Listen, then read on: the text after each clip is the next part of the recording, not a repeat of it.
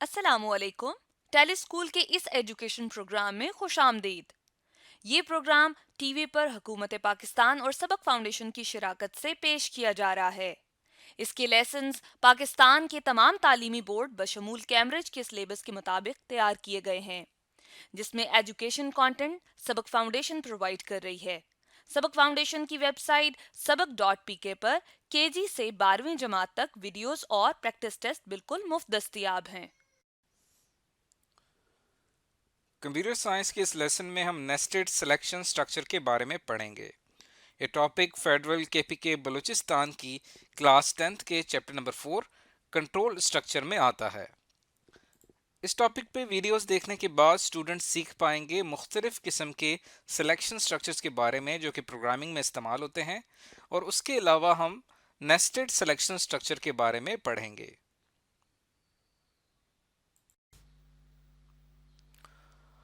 आज के कंप्यूटर के लेसन और इससे मुंसलिक वीडियोस को घर बैठ के देखने के लिए आप सबक.pk की वेबसाइट पे जा सकते हैं। यहाँ पर तमाम बोर्ड्स की 9वीं से 12वीं जमात तक कंप्यूटर साइंस के सारे टॉपिक्स पर वीडियोस और प्रैक्टिस टेस्ट बिल्कुल मुफ्त मौजूद हैं। इनके ज़रिए आप अपने कॉन्सेप्ट्स को पुख्ता करके इम्तहानात में शानदार नंबर हासिल कर सकते हैं।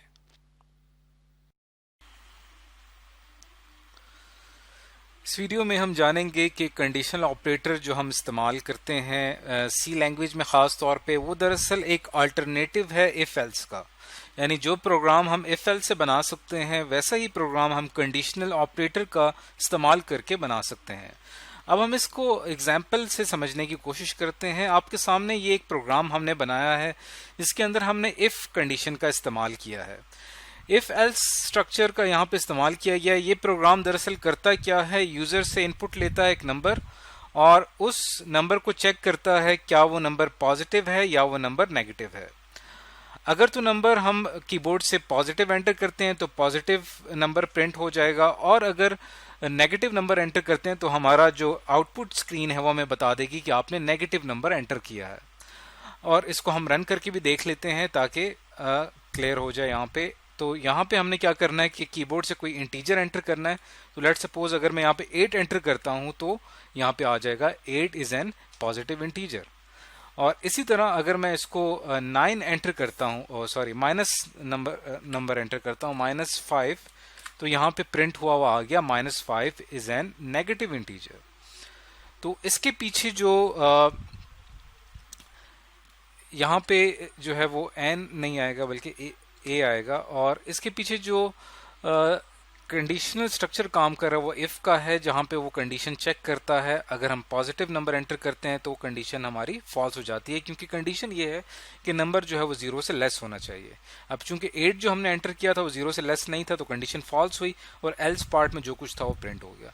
और जब हमने -5 एंटर किया तो कंडीशन हमारी ट्रू हो गई, क्योंकि -5 0 से लेस होता है, और ये लाइन प्रिंट हो गई। अब यही प्रोग्राम जो हमने इफ एल्स में बनाया है इसको हम कंडीशनल ऑपरेटर का इस्तेमाल करते हुए बनाएंगे। इसके अंदर हमने सबसे पहले क्या करना होता है कि अपनी कंडीशन लिखनी होती है। अब जैसा कि यहाँ पे हमारी कंडीशन क्या है, नंबर इज लेस देन 0, तो हम यहाँ पे लिखेंगे नंबर इज लेस देन 0, और फिर यहाँ पे हम क्वेश्चन मार्क का एक साइन लगाते हैं, और उसके बाद हम जितनी भी इस कंडीशन के बाद अगर ये कंडीशन ट्रू हो जाती है तो उसके बाद जो स्टेटमेंट हम प्रिंट करवाना चाहते हैं वो हम यहाँ पे लिखेंगे। तो यहाँ हम लिखेंगे प्रिंट, अगर नंबर जो है वो 0 से लेस है तो प्रिंट होना चाहिए द नंबर इज नेगेटिव। और अगर ये कंडीशन फॉल्स हो जाती है तो यहाँ पे आपने एक कॉलन का साइन ये लगाना है, और यहाँ पे आपने अपनी अगली स्टेटमेंट लिखनी है print inverted commas the number is positive.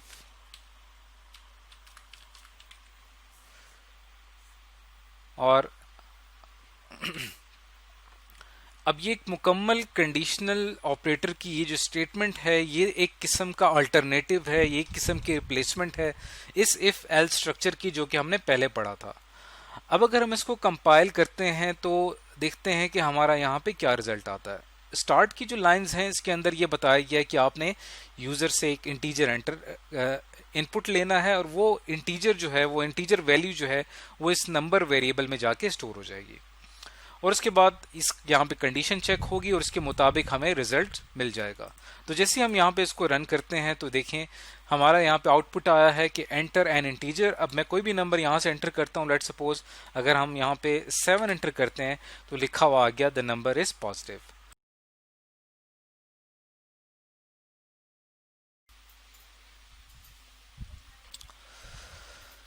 इस वीडियो में हम सीखेंगे नेस्टेड इफ स्टेटमेंट जो हम इस्तेमाल करते हैं प्रोग्रामिंग में वो क्या होती है।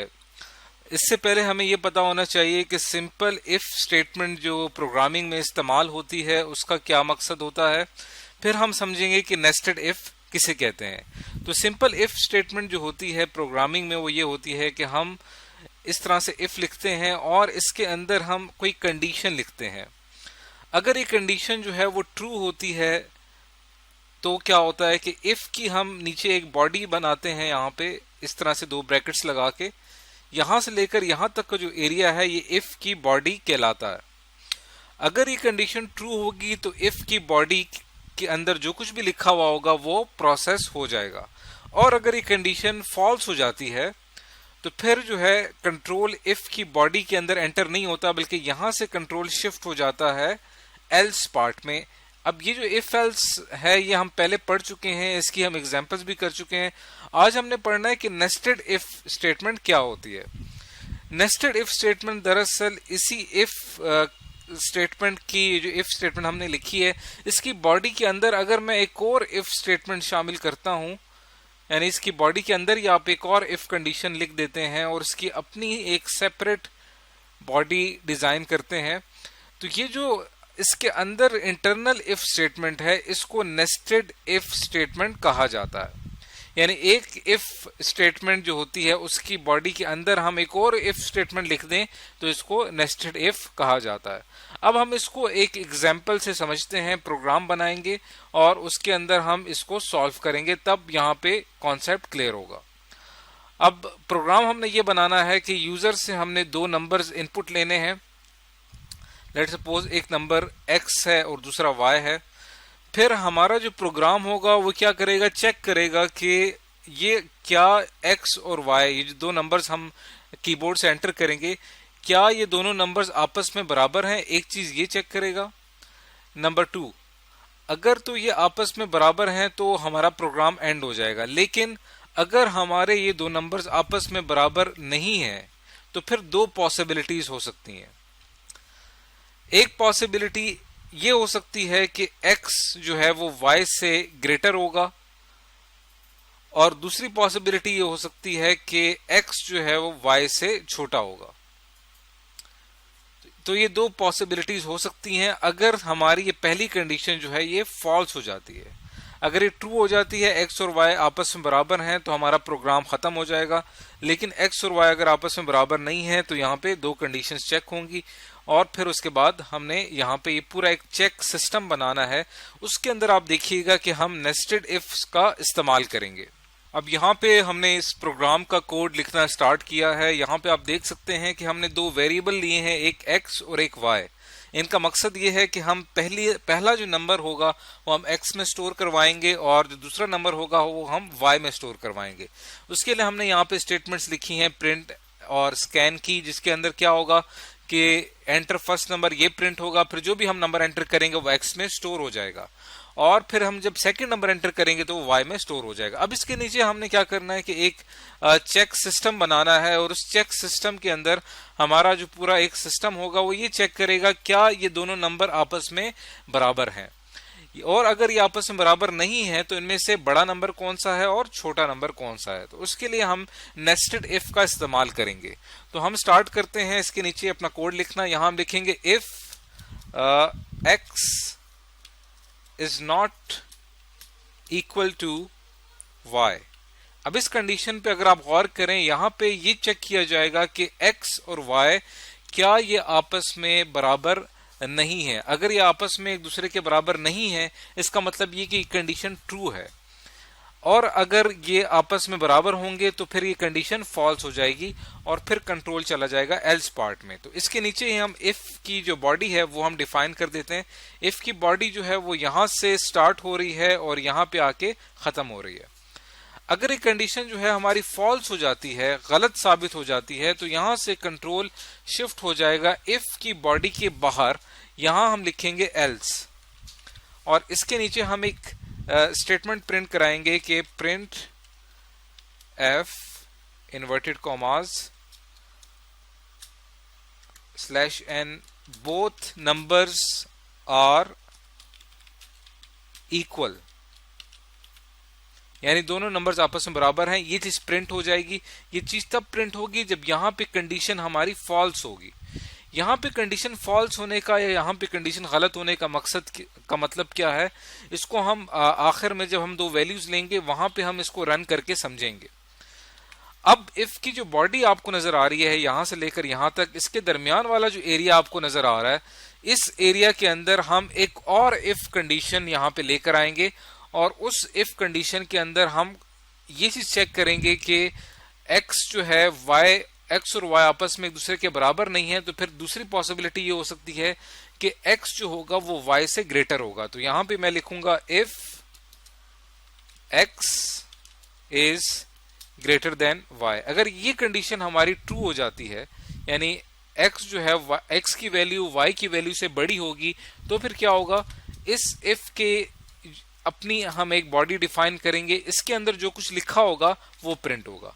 तो यहां क्या प्रिंट होना चाहिए, यहां प्रिंट होना चाहिए print F inverted commas slash N X is greater than Y.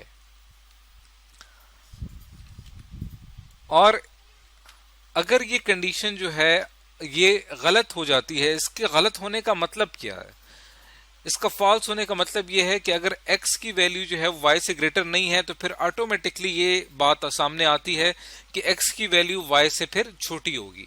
तो फिर इसके नीचे हम एक और else शामिल करते हैं और else print f inverted commas slash N. Slash हम एन यहां पे हम इसलिए लगाते हैं ताकि हम जो कुछ भी प्रिंट करें वो एक न्यू लाइन में प्रिंट हो। तो यहां पे स्लैश एन का ये मकसद है। यहां हम लिखेंगे x is less than y और आखिर में सेमीकोलन।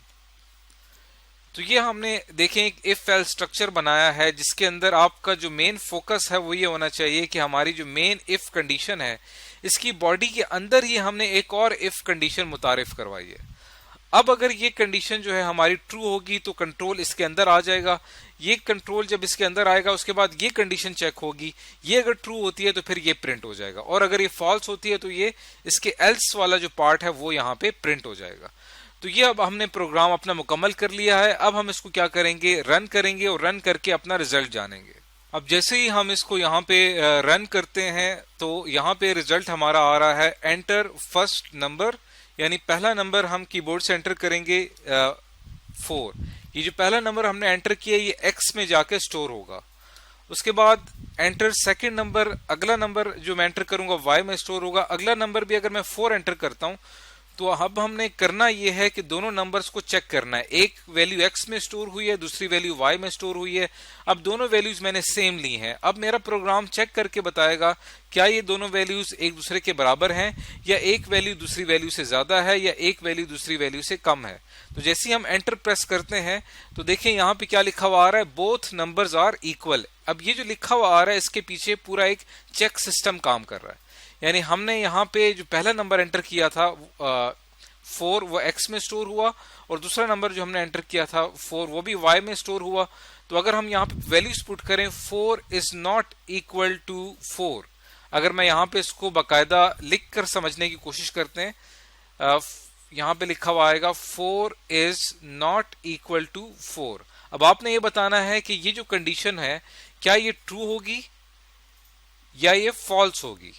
अभी हमें पता है कि ट्रू जो है 4 जो है वो एक दूसरे के बराबर हैं, जबकि यहाँ पे ये कहा जा रहा है कि 4 इज नॉट इक्वल टू 4, तो यहाँ पे ये कंडीशन जो है वो फॉल्स होगी, क्योंकि 4 और 4 आपस में एक दूसरे के बराबर होते हैं। जबकि ये कंडीशन ये कह रही है 4 is not equal to 4, which is totally false. जैसे ये फॉल्स होगा तो फिर यहाँ पे ये कंडीशन फॉल्स हो जाएगी और पूरा का पूरा कंट्रोल, इसका जो एल्स पार्ट हमने नीचे लिखा है यहाँ पे शिफ्ट होगा और यहाँ पे प्रिंट हो जाएगा बोथ नंबर्स आर इक्वल, यानी दोनों नंबर्स आपस में बराबर हैं। तो आपने देखा कि यहाँ पे लिखा हुआ आ रहा है कि बोथ नंबर्स आर इक्वल। अब अगर मैं इसको दोबारा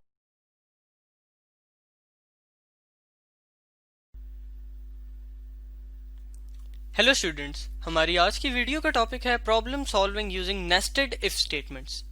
स्टूडेंट्स, इस वीडियो में हम लोग नेस्टेड इफ स्टेटमेंट्स को यूज करके एक प्रोग्राम बनाएंगे जो कि हमारे पास एक ग्रेडिंग सिस्टम का प्रोग्राम होगा। स्टूडेंट्स, इस ग्रेडिंग सिस्टम में हमारा जो यूजर होगा वो अपने मार्क्स को इनपुट करेगा, यानी हमारे प्रोग्राम को अपने मार्क्स बताएगा आउट ऑफ 100। यानी फॉर एग्जाम्पल हमारे यूजर के मार्क्स आए थे 88 आउट ऑफ 100, तो हमारा जो यूजर है उस हमारे प्रोग्राम को ये अपने मार्क्स बताएगा और हमारा जो प्रोग्राम है उस यूजर को उसका ग्रेड बता देगा। और स्टूडेंट, ग्रेड बताने के लिए जो हमारे पास स्ट्रैटेजी यूज होगी वो कुछ ये है। स्टूडेंट्स, इस स्ट्रैटेजी में हमारे पास एग्जैक्ट 100 मार्क्स पर A प्लस ग्रेड बनेगा, 91 से 99 पे A ग्रेड, 81 से 90 पर B, 71 से 80 पर C, और इसी तरह ये हमारे पास एक कंप्लीट ग्रेडिंग सिस्टम है जिसकी मदद से हम लोग यूजर को उसका ग्रेड बता देंगे। तो आइए स्टूडेंट, डेव C++ के साथ स्टार्ट करते हैं और देखते हैं कि इस चीज का हम लोग प्रोग्राम कैसे बना सकते हैं। स्टूडेंट्स, इस टाइम हम लोग डेव C++ की विंडोज में मेन फंक्शन में मौजूद हैं, जिसके अंदर हमने सबसे पहले एक वेरिएबल डिक्लेयर कराया है जो कि है मार्क्स, और इसके अंदर हमने यूजर के एंटर करदा मार्क्स को सेव किया है scanf की स्टेटमेंट यूज करके। अब स्टूडेंट्स, हमने जो हमारा ग्रेडिंग सिस्टम की लॉजिक थी, जो ये हमने लिखी हुई है कि 100 पे A प्लस होगा, 91 से 99 पे A होगा, इसको इम्प्लीमेंट करना है नेस्टेड इफ स्टेटमेंट्स को यूज करके। तो स्टूडेंट, पहली स्टेटमेंट को इम्प्लीमेंट करते हैं जो कि है कि एग्जैक्ट अगर 100 होंगे मार्क्स तो हमारे पास ग्रेड होगा A प्लस। तो सिंपल हम लोग इफ स्टेटमेंट यूज करते हैं जहां पे हम लोग लिखते हैं कि if marks is equals to 100, यानी अगर एग्जैक्ट 100 के इक्वल हो तो हमारे पास क्या प्रिंट हो जाए स्टूडेंट्स, हमारे पास प्रिंट हो जाएगा your grade is A plus. और इसी के साथ हमारे पास स्टेटमेंट एंड, और ये हमारा जो था पहला इफ एंड हो गया। इस इफ के बाद स्टूडेंट्स हमारे पास एक एल्स आएगा, यानी अगर मार्क्स उसके 100 नहीं थे तो उसके अलावा हमारे पास कितनी पॉसिबिलिटीज हो सकती हैं। तो उसके अलावा स्टूडेंट हमारे पास ये कुछ पॉसिबिलिटीज हो सकती हैं। आप आइए इन पॉसिबिलिटीज को इस एल्स स्टेटमेंट के अंदर, यानी अब जो हम लोग इफ लिखेंगे वो इस एल्स के साथ नेस्टेड होगी, उनको यूज करके हम लोग बाकी की लॉजिक को इंप्लीमेंट करते हैं। तो स्टूडेंट, सिंपल हमने इफ यूज करना है। इफ अगर हमारे पास मार्क्स जो हैं वो ग्रेटर देन इक्वल देन 91 है एंड छोटे हैं 99 से, and marks are smaller than equal than 99, यानी 91 और 99 के दरमियान के मार्क्स हैं बिल्कुल इस तरह जिस तरह यहाँ पे लिखा हुआ है, तो हमारे पास ग्रेड होगा A। तो इसको हम लोग स्टूडेंट यहाँ पर इफ के अंदर प्रिंट कर सकते हैं, प्रिंट एफ। यहाँ पे हम लोग लिख देंगे your grade is A। Students, बिल्कुल इसी तरह हम लोग बाकी लॉजिक्स को भी इंप्लीमेंट कर सकते हैं इफ स्टेटमेंट को यूज करके, और वो सारी भी इस एल्स के अंदर नेस्टेड होंगी, यानी यहां पे हमारे पास वो इफ स्टेटमेंट्स आ जाएंगी। तो स्टूडेंट्स, अगली अगर हम लोग स्टेटमेंट इंप्लीमेंट करें तो उसका कोड हमारे पास कुछ इस तरह का होगा।